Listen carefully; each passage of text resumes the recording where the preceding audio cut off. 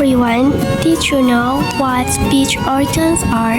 Well, here's the definition. Before we start, let me introduce myself. My name is Ayu Susanti and my student number is 25130425051. Next, we will continue our study. Speech organs, also known as articulators, are the various parts of our vocal tract, including mouth, tongue, lips, and other areas that work together to produce speech sounds. These organs help shape, modify, and control the airflow from our lungs to create the different sounds we use in language. Organs used for speech include the lips, teeth, alveolar ridge, hard palates, phlegm or soft palates, uvula, glottis, and various parts of the tongue. Before we explore each speech organ, there's something important you need to know. Not all speech organs do the same job. In phonetics, we divide the articulators into two main types. The first one is active articulator. Active articulators are movable parts of the vocal tract that do most of the work to create sounds. For example, tongue.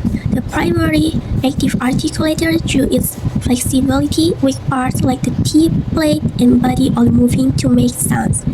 Lower lip. Move to form sounds in combination with the upper lip or teeth. Glottis, where the vocal cords can actively open, close, or vibrate.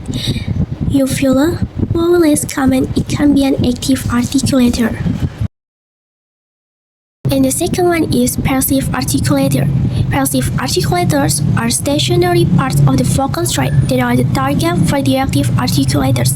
For example, upper lip remains stationary while the lower lip moves against it. Upper teeth, the tongue or lower lip can touch the teeth. Alveolar ridge, the hard ridge behind the upper front teeth. Palate, the root of the mouth, including the hard palate and the soft palate or phlegm. Pharynx, the throat area. Classification of speech organs.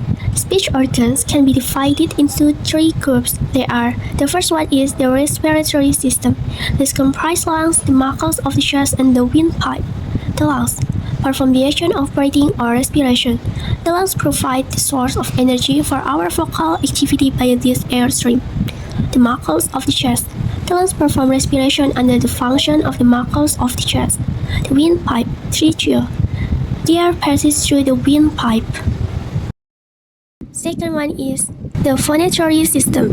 This comprises the larynx and the vocal cords. The larynx is a bunny box-like structure in front part of the throat and known as Adam's apple II. The vocal cords. Vocal cords are the pair of lip-like structure inside the larynx.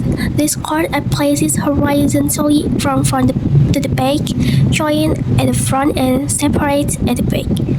Therefore, they can have a large number of positions. And the last one is the articulatory system. After the larynx, the airstream passes through other 9 organs of speech that are laying above the larynx. Let's take a look at some of the main parts of the speech organs. Lips. The two lips serve for creating different sounds, mainly the bilabial like b, b, m, and w, and labiodental consonant sounds like f and v, and thus create an important part of speech apparatus. Teeth. The upper and lower teeth are used to produce a lot of speech sounds, especially dentals and labiodental consonants.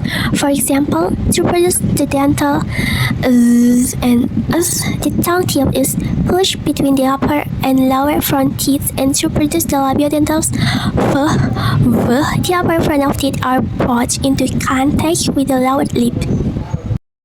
Tongue. The tongue is the most important articulator in speech organs. It moves in different ways in different shapes to produce speech sounds. Tongue is divided into 5 parts, namely tip, blade, front, back, and root. The alveolar ridge. The alveolar ridge includes the area between the upper front teeth and the hard palates to produce alveolar consonant sounds such as t, d, l, n, s, z. The alveolar ridge and the blade of the tongue are used. Hard palate, a thin horizontal bony plate of the skull located in the roof of the mouth. The interaction between the tongue and the hard palates is essential in the formation of certain speech sounds, notably t, d, and y.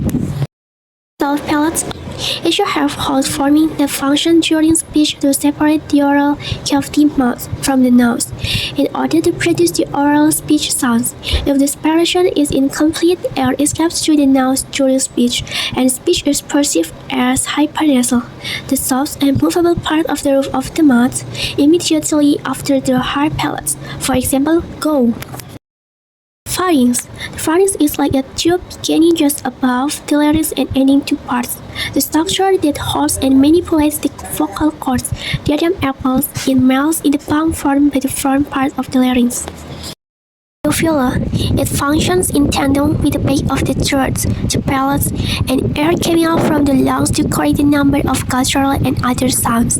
In many languages, it causes to prevent air escaping through the nose when making some sounds. It is a small flesh-dependent structure and a variant of the soft palate movement. The back of the tongue articulates with uvula and produces Q sound. Glottis. Combination of vocal folds and space in between the folds. As the vocal folds vibrate, the resulting vibration produces a buzzing quality to speech called voice or voicing or pronunciation.